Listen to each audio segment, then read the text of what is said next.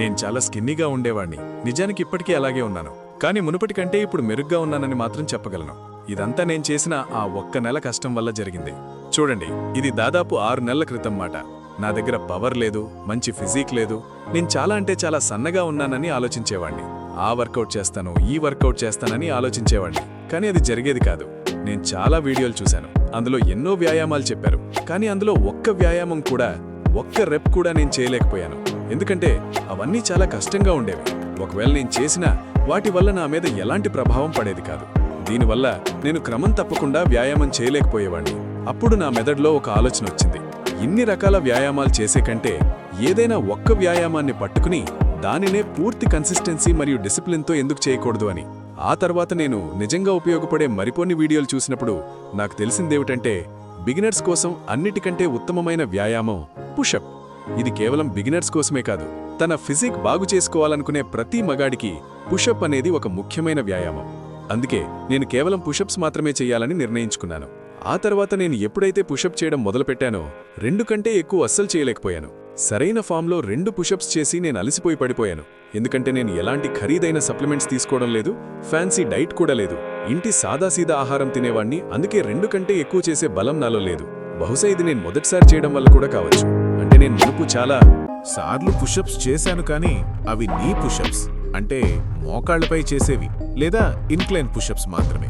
Normal push-ups 2 కంటే ఎక్కువ చేయలేనని నాకు తెలుసు. అందుకే మొదట నీ పుషప్స్ క్రమం తప్పకుండా చెయ్యాలని అనుకున్నాను. ఇంతకుముందు నేను చేసినప్పుడు 1 రోజు చేసి 2 రోజులు మానేసేవాణ్ణి. కానీ ఇప్పుడు మాత్రం ప్రతిరోజు చేయాలని నిర్ణయించుకున్నాను. నేను ఉదయం లేదా సాయంత్రం రోజు నీ పుషప్స్ చేయడం మొదలుపెట్టాను. నేను రోజు 25 నీ పుషప్స్ చేసేవాణ్ణి. ఇది మీకు చాలా తక్కువగా అనిపించవచ్చు, కానీ ఆరంభం ఎప్పుడూ తక్కువతోనే ఉండాలి. దీనివల్ల నా శరీరంలో మార్పు వచ్చేది మరియు పుషప్స్ చేయడానికి నాకు స్ఫూర్తి లభించేది. నేను 8-10 రోజుల పాటు వరుసగా 25 పుషప్స్ చేశాక నా మీద నాకు గర్వంగా అనిపించింది.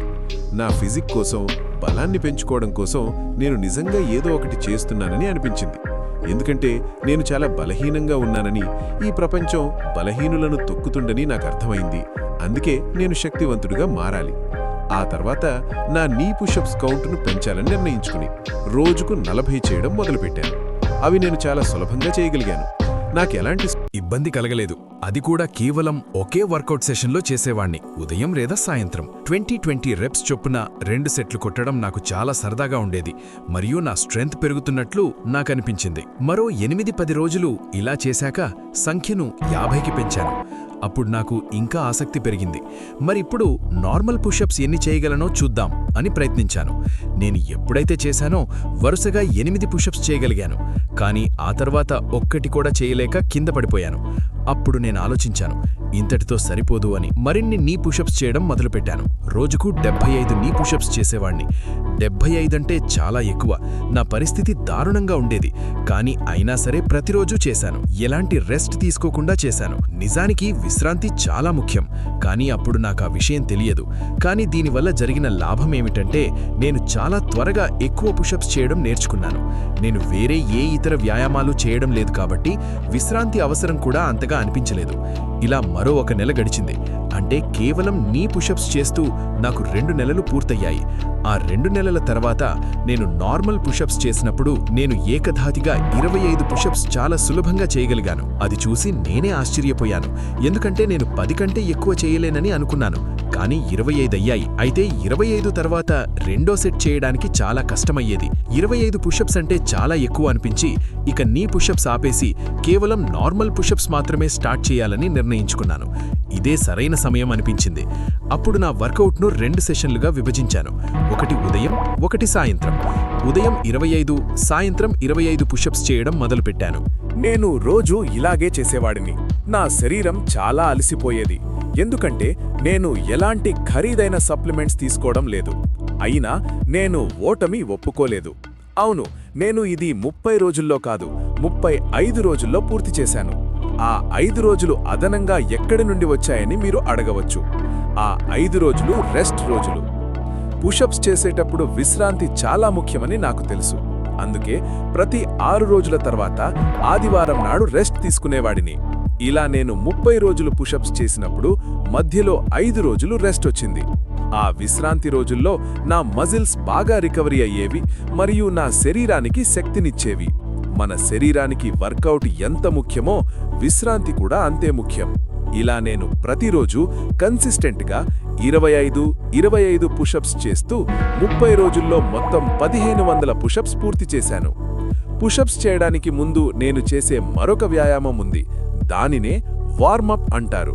చూడండి, మీరు వార్మప్ లేకుండా ఏ వర్కౌట్ చేసినా మీ శరీరం సిద్ధంగా ఉండదు. అది మీ వర్కౌట్పై చెడు ప్రభావం చూపుతుంది.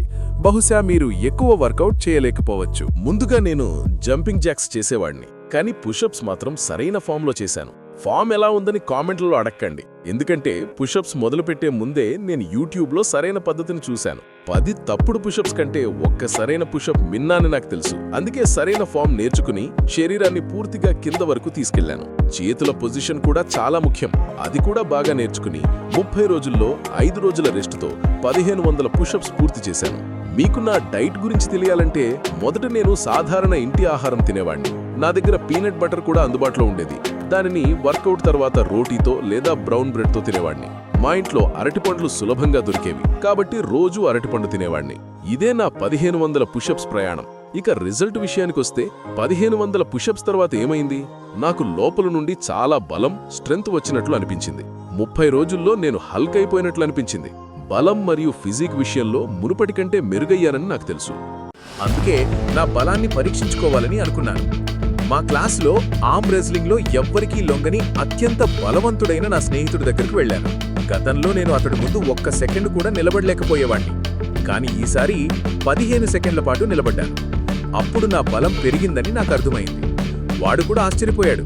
ఒరేయ్, ఇంతసేపు ఎలా నిలబడ్డావు అని. ఇది నా 1500 పుషప్స్ కథ. ఇది నాకు కన్సిస్టెన్సీ, డిసిప్లిన్ నేర్పింది. వ్యాయామం ఏదైనా కావచ్చు, మీకు నచ్చింది చేయండి, రోజూ చేయండి, సరైన ఫామ్లో చేయండి. నెక్స్ట్ వీడియోలో కలుద్దాం.